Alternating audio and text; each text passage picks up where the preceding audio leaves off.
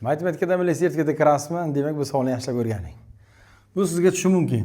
X kub qo'shilgan x qo'shilgan 6 teng 0 bo'lsa, tenglama x1 kub, x qo'shilgan x2 kub qo'shilgan x3 kubni qiymatini topish kerak.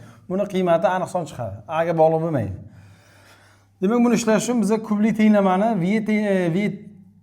v teorema asosan mana bu narsani ildizlar yig'indisi, ildizlar ko'paytmasini bilishimiz kerak. X kub qo'shilgan x kvadrat qo'shilgan bx plus c teng 0 holatda kelsa, kubli tenglama 3 ta ildizga ega bo'lsa, haqiqiy ildizga ega bo'lsa, u ildizlarning yig'indisi x kvadrat oldagi soni minus 2 ga teng, ikki taraf ko'paytmalar yig'indisi x oldagi sonni o'ziga teng, 3 ta ko'paytmasi demak oxirgi ozod sonni minus 2 ga teng bo'ladi. Mana bu narsani yaxshilab yodlab qo'ying. Buni ishlash uchun bizga kerak bo'ladi shu narsa.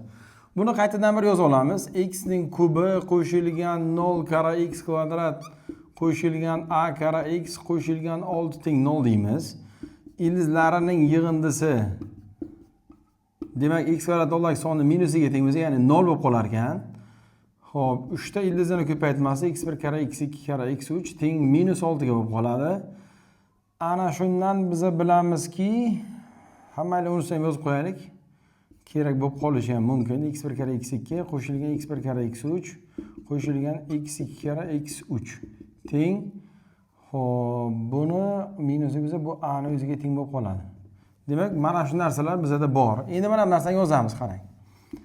x1 kub qo'shilgan x2 ning kubi qo'shilgan x3 ning kubi teng ketyapti. Qarang, diqqat qiling. Mana bu narsani ayniyat formulasi bu. x1 qo'shilgan x2 ning kubi ayrilgan 3x1 kara x2 ko'paytirilgan x1 qo'shilgan x2 degan formula bilan ayniyat qilib yozsa bo'ladi.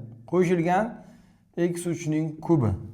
Mana bu narsa bizga bor. Mana bu tenglikning ichidan x1 qo'shilgan x2 ni minus x3 deb yozsak bo'ladi. Mana bu yerga minus x3 ni qo'ysak, bizda minus x3 ning kubi ayrilgan 3 ko'paytirilgan x1 kara x2 kara yig'indan o'rniga yana minus x3 ni qo'ysak bo'ladi.